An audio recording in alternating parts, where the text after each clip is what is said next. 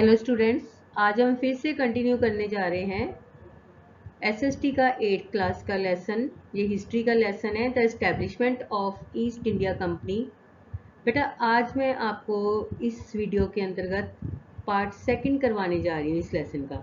Part one में बच्चे हमने पढ़ा था कि किस तरह से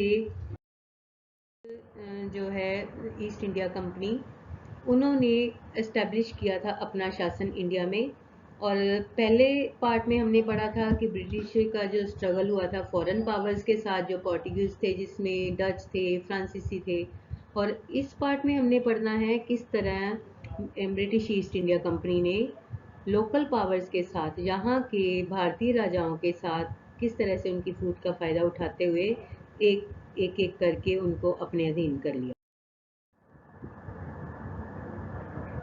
तो इन लोकल रूलर्स में किन किन के साथ उनके युद्ध हुए थे?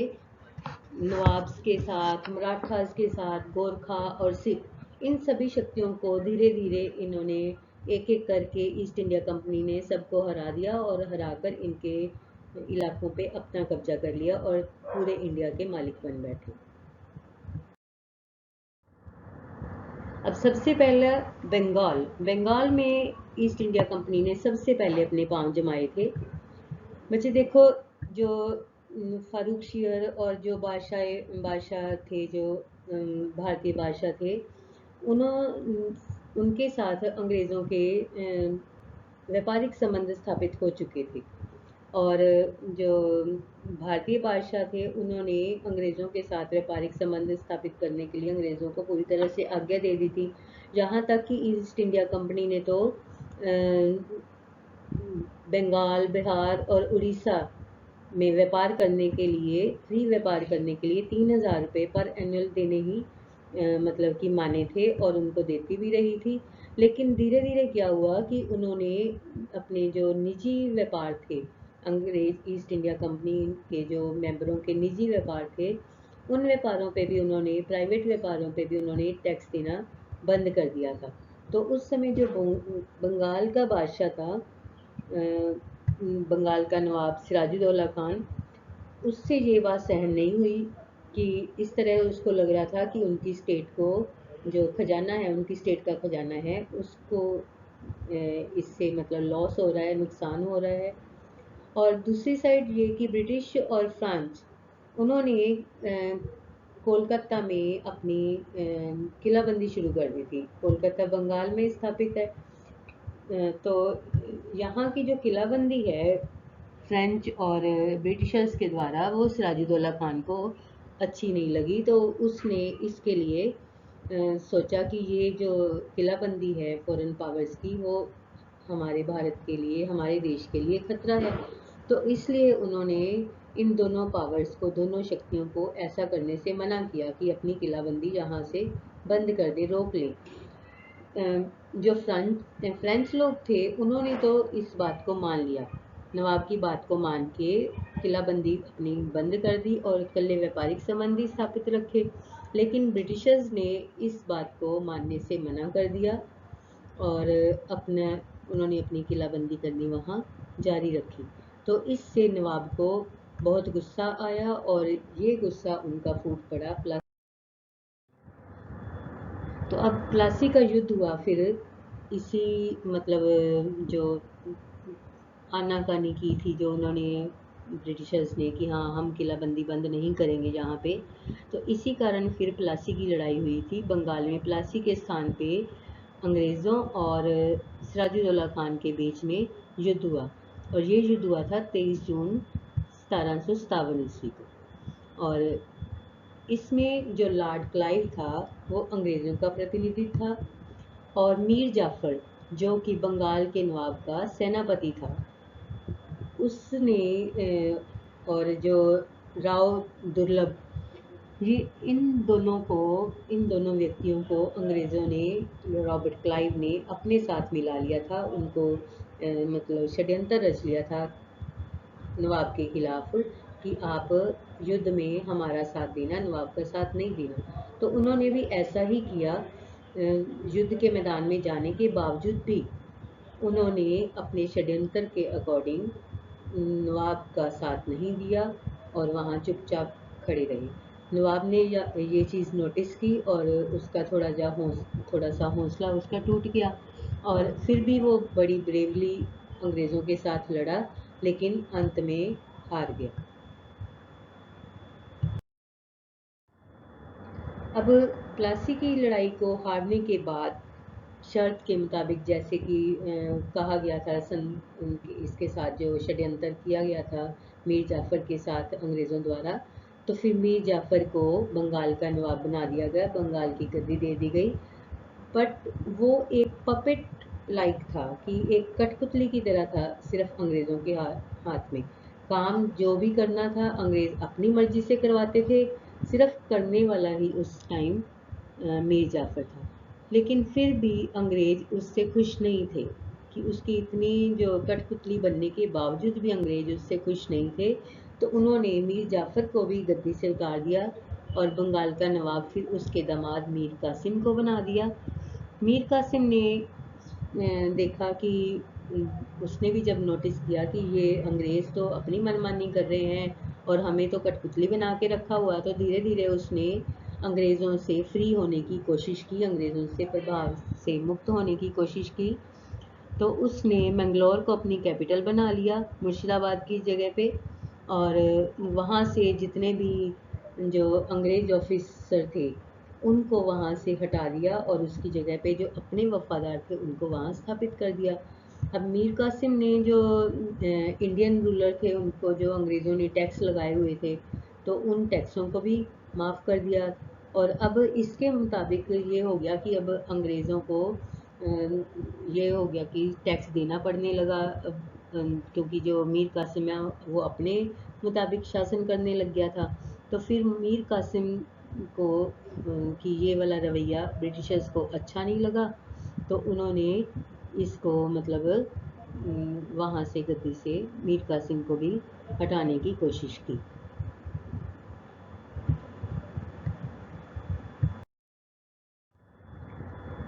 मीर कासिम को हटाने के लिए अंग्रेज़ों ने कोशिशें करनी शुरू कर दी थी। तो मीर कासिम ने ये बातें नोट करनी शुरू की कि जो अंग्रेज़ हैं वो मेरे खिलाफ साजिश रच रहे हैं। तो उस समय जो अवध का नवाब था वो भी उसके पास ही था, तो उसने भी हेल्प करने की कह दी कि हाँ ठीक है, मीर कासिम को वचन दे दिया कि वो ब्रिटिशर्स के खिलाफ मीर कासिम की हेल्प करेगा। तो इस समय जो मुग़ल एम्परर शाह आलम है वो भी अवध में ही था। तो इन तीनों की आर्मीज़, जो अवध का नवाब है और मीर कासिम है और शुजाउद्दौला है, इन तीनों की आर्मीज़ बक्सर के स्थान पे पहुंच गई।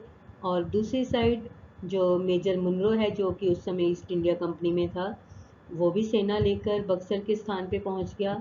और 23 अक्टूबर 1764 को इन दोनों सेनाओं के, अंग्रेज़ों और भारतीय नवाबों की सेनाओं के बीच में घमासान युद्ध हुआ।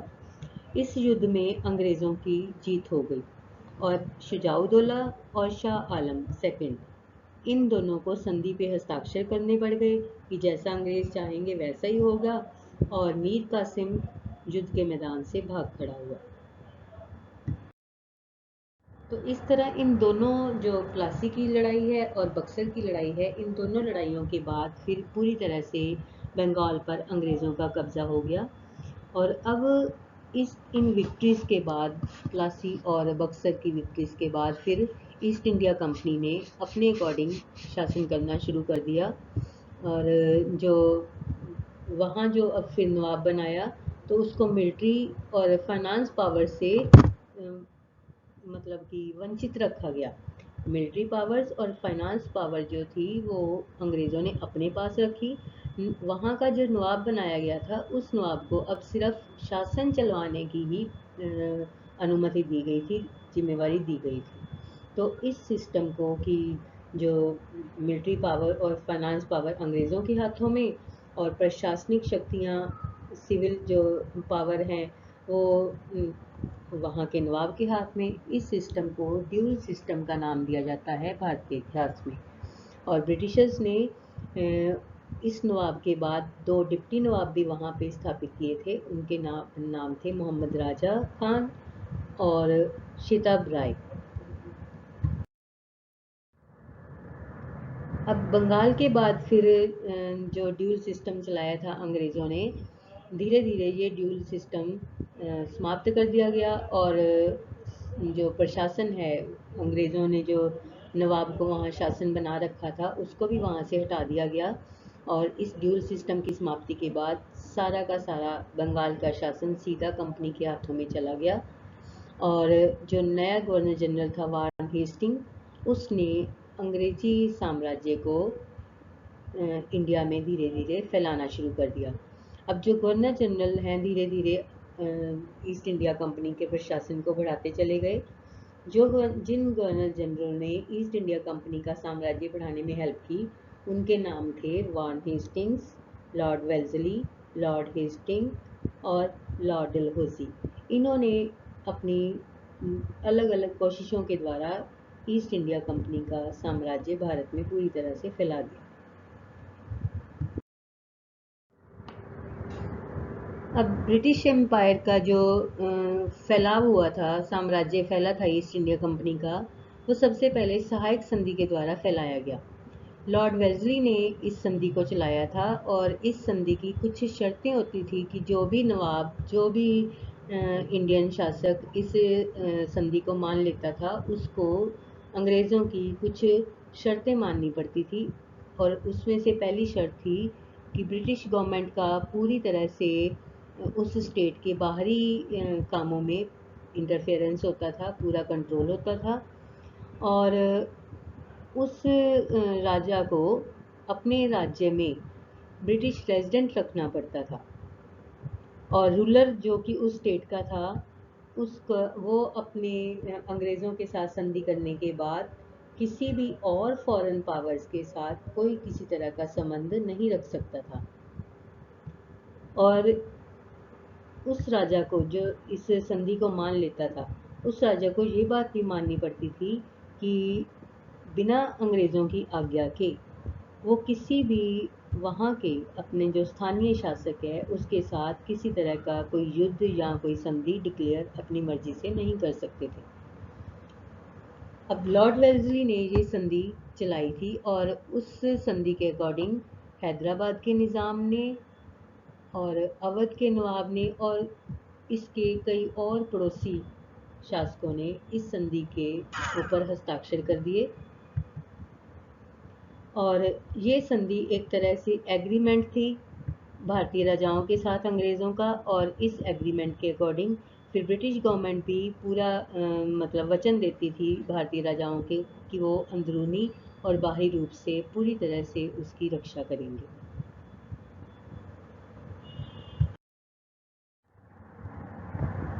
इंडिया का एक एरिया था मैसूर, बड़ा प्रसिद्ध था उस समय मैसूर इंडिया में और उसके साथ अंग्रेज़ों के, मैसूर के शासकों के साथ अंग्रेज़ों के बहुत सारे युद्ध हुए थे।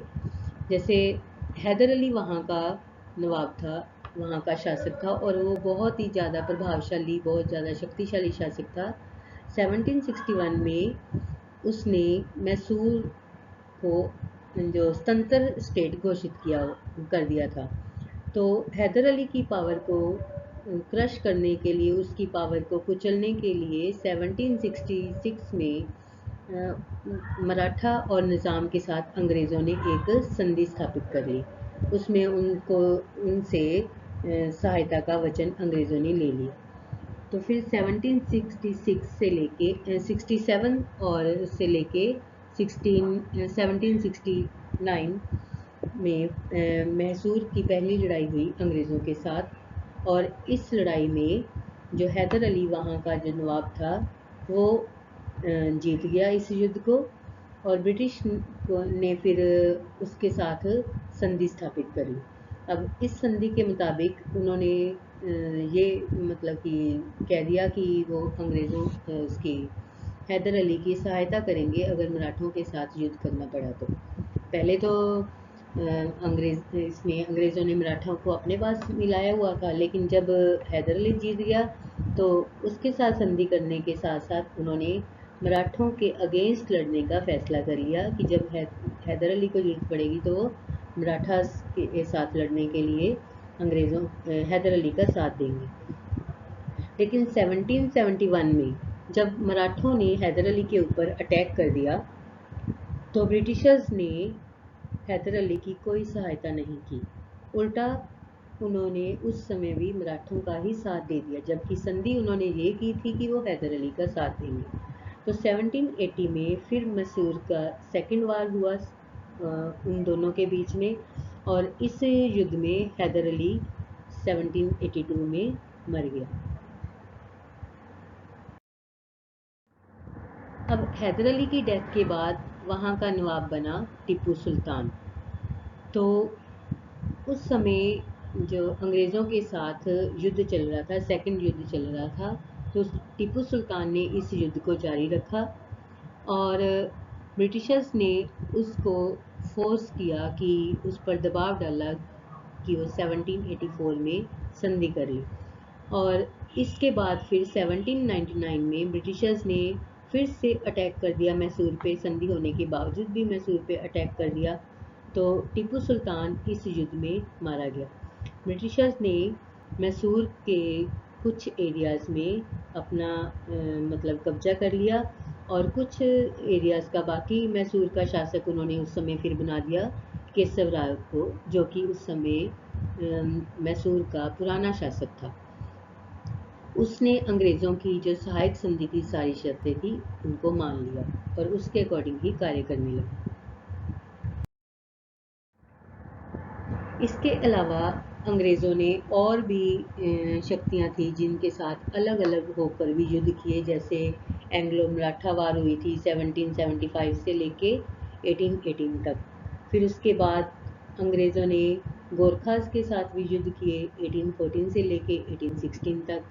फिर इसी तरह से सिखों के साथ अंग्रेज़ों की लड़ाइयाँ हुई जिनको एंग्लो सिख युद्ध के नाम से इतिहास में जाना जाता है।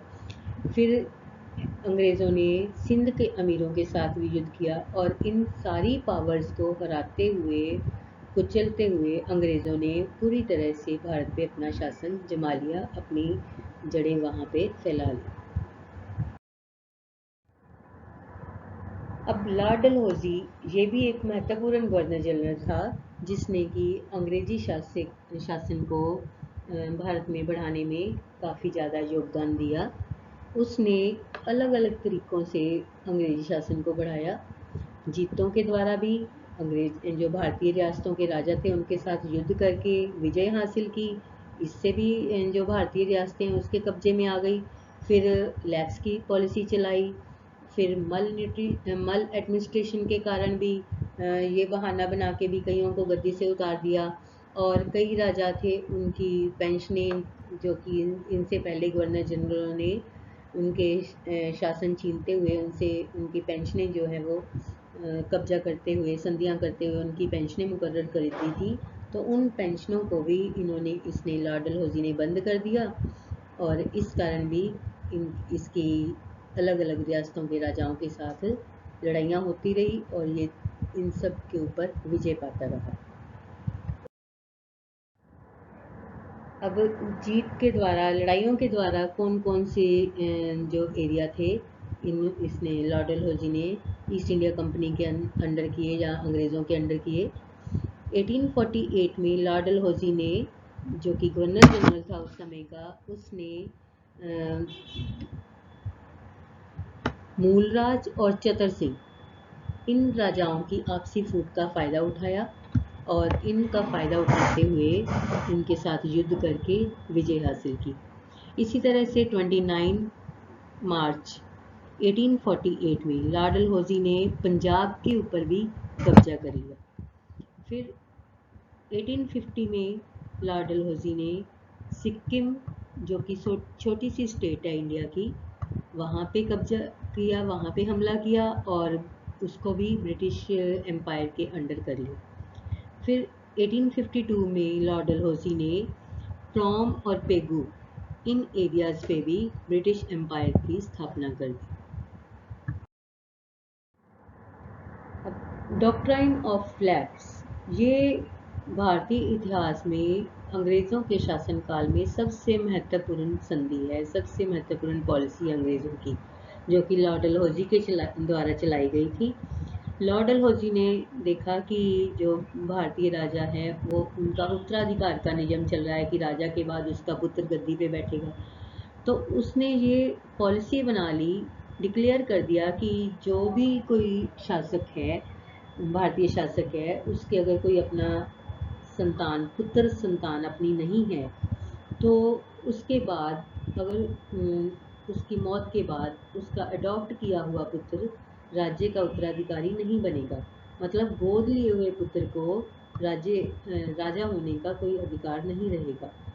तो ऐसे राजा की मौत के बाद फिर पूरा जो उसका राज्य है वो अंग्रेजी साम्राज्य में मिला लिया जाएगा।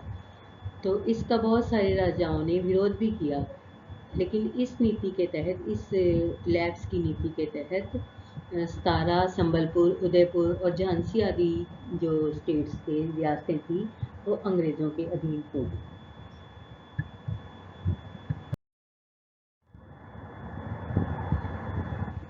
तो इसी तरह से फिर जैसे आपको पहले भी बताया कि उन्होंने कुछ रियासतों पे, कुछ राजाओं पे ये लगा दिया, आरोप लगा दिया कि वो अच्छे से प्रशासन नहीं कर रहे हैं, जो उसकी उनकी मर्जी के अकॉर्डिंग नहीं काम करते थे। तो उनके ऊपर कुशासन का आरोप लगा के अंग्रेज़ों ने अपने अधीन, लॉर्ड डलहौजी ने उनके शासन को कर लिया। जैसे अवध का नवाब था उस समय, तो वो जबकि अंग्रेज़ों का भगत था, इसके बावजूद भी अंग्रेज़ों ने उसके ऊपर आरोप लगा दिया कि वो शासन ठीक से नहीं कर रहे हैं, तो इसलिए उनके शासन को अपने अंग्रेज़ी साम्राज्य में उन्होंने मिला लिया।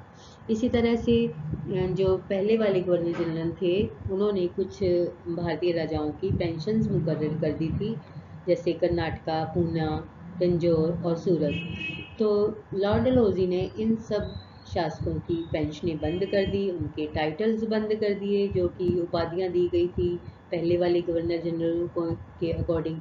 तो उनकी उपाधियां और उनकी पेंशनें ख़त्म करके लॉर्ड डलहौजी ने उन सारे राज्यों को अपने अधीन कर लिया।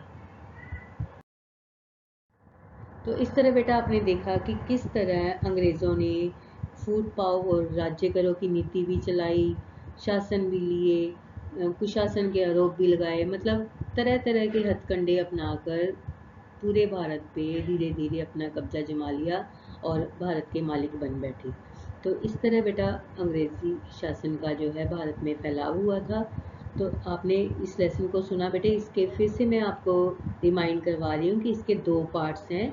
इस पार्ट को देखने से पहले आपने फर्स्ट पार्ट भी अच्छे से देखना है, फिर इस पार्ट को देखना है, फिर आपको समझ में आएगा। ये लेंथी होने के कारण ही मैंने इसके 2 पार्ट बनाए हैं। तो अब ये आपका लेसन यहीं ख़त्म होता है। आप धीरे इस लेसन को अच्छे से पढ़ो, समझो, और कोई डाउट है तो उसको डालो अपने, मतलब कमेंट बॉक्स में डाल के, फिर कमेंट जो आपके डाउट हैं वो मैं क्लियर कर दूँगी। ठीक है बेटा?